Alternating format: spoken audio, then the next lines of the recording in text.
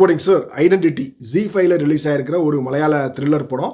இந்த படத்தோட ஒன்லைன் கதை ஒன்லைனில் சொல்கிறது உண்மையிலே கஷ்டம், இருந்தாலும் ட்ரை பண்ணுறேன். வினய் அவர் கர்நாடகாவில் உள்ள ஒரு போலீஸ் ஆஃபீஸர். அவர் ஒரு கேஸ் விஷயமாக கேரளாவுக்கு வர்றாரு. வர்றவர் த்ரிஷாவையும் கூட்டிகிட்டு வர்றாரு. த்ரிஷா பேசிக்கலி யாருன்னா, அவங்க ஒரு சம்பவத்தை நேரில் பார்த்துருக்காங்க. ஆனால் அந்த சம்பவம் பண்ணது யாருன்னு அவங்களால சொல்ல முடியாது. அந்த மாதிரி அவங்களுக்கு ஒரு மெடிக்கல் பிரச்சனை.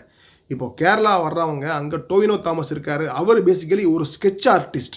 இப்போ அவர் ஹெல்ப் எடுத்துக்கிட்டு அந்த குற்றவாளியை யாருன்னு அரைவ் பண்ண ட்ரை பண்ணுறாங்க. இப்போ த்ரிஷா ஒன்றுனா சொல்ல அவர் ஸ்கெட்ச் ஆர்டிஸ்ட் படத்தை வரைகிறாரு. வரைஞ்சி முடித்த உடனே அந்த படத்தை வினய்கிட்ட காட்டுறாரு. அதை பார்த்து வினய் ஷாக் ஆகிறாரு. வினய் ஷாக் ஆகிறது ஓகே, ஆனால் வரைஞ்ச டோவினோ தாமஸே ஷாக் ஆகிறாரு. அப்படி என்ன வரைஞ்சாரு, அந்த படத்தில் யார் இருக்கா, த்ரிஷா யார், டோவினோ தாமஸ் யார், வினய் யார்? வினய் போலீஸ் ஆஃபீஸர்னு சொல்கிறாங்களே, அவர் உண்மையிலே போலீஸ் ஆஃபீஸர் தானா? டோவினோ தாமஸ் ஸ்கெட்ச் ஆர்டிஸ்ட்னு சொல்கிறாங்களே, அவர் ஸ்கெட்ச் ஆர்டிஸ்ட் தானா? இந்த படம் த்ரில்லர் படம் அப்படின்னு நம்பி தானே உட்கார்ந்தோம். இது த்ரில்லர் படம் தானா? இப்படி பல கேள்விகளுக்கான விடை தான் இந்த படம். இந்த படத்தில் ஆடியன்ஸுக்கு ட்விஸ்ட்டு மேலே ட்விஸ்ட்டு கொடுத்து ஆடியன்ஸை திணறடிக்கணும் அப்படின்னு பிளான் பண்ணியிருக்காங்க. ஆனால் அதுக்கு ஆடியன்ஸ் முதல்ல தூங்காமல் முழிச்சிருக்கணும். ஏன்னா படம் எங்கேயோ ஒரு இடத்துல ஆரம்பித்து எங்கேயோ ஜம்ப் ஆகி எங்கேயோ போயிட்டுருக்கோம். படத்தில் பல கான்செப்ட், பல ஐடியா பேசியிருப்பாங்க. விட்னஸ் ப்ரொடெக்ஷன் ப்ரோக்ராம் அப்படிம்பாங்க, ஏர் மார்ஷல் அப்படின்னு அது ஒரு ட்ராக் ஒன்று போகும். த்ரிஷாவுக்கு ஒரு வித்தியாசமான நோயின்னு அது ஒரு விளக்கம் கொடுத்துருப்பாங்க.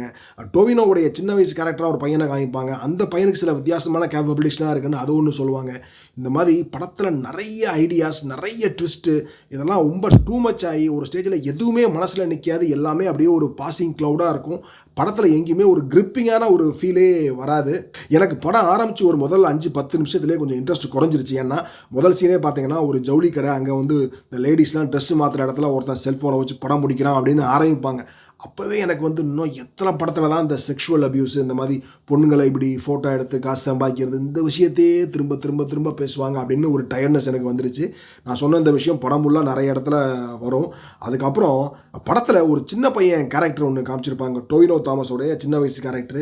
அந்த பையனுக்கு நிறைய பில்டப் கொடுப்பாங்க. அந்த பையன் ஒரு ப்ராடிஜி, அவன் நிறைய விஷயங்கள் அவனுக்கு தெரியும். அவன் அந்த ஷெல்ஃப் எல்லாம் ஆர்கனைஸ் பண்ணுறதெல்லாம் ஒரு மாதிரி ஆர்கனைஸ் பண்ணுவான் அப்படின்னு பயங்கரமாக பில்டப் கொடுப்பாங்க.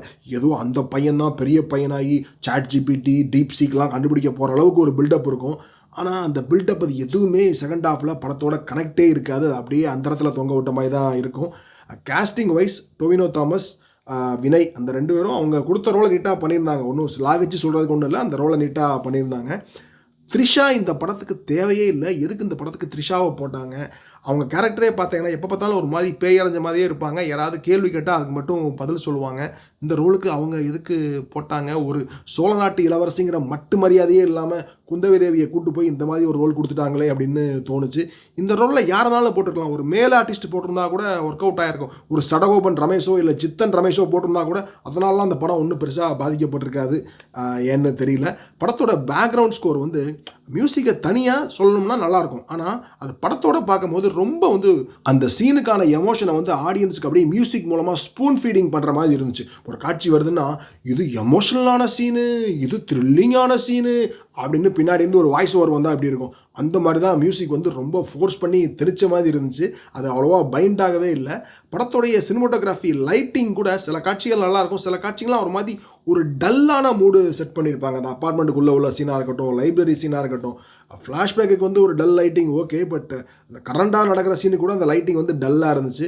இந்த மாதிரி படத்தில் எனக்கு நிறைய பிரச்சனைகள், ஏதாவது 1-2 பாசிட்டிவாக 1-2 சொல்லணும் அப்படின்னா, அந்த சில கான்செப்ட்லாம் பேசுவாங்கன்னு சொன்னோம்ல, அதுக்கான ரிசர்ச்சிங் ப்ராப்பராக பண்ணியிருப்பாங்க. இப்போ ஏர் மார்ஷல்னு ஒன்று சொல்லுவாங்க, ஏர் டிராஃபிக் கண்ட்ரோல் பண்ணுறத பற்றி சில விஷயங்கள்லாம் பேசியிருப்பாங்க.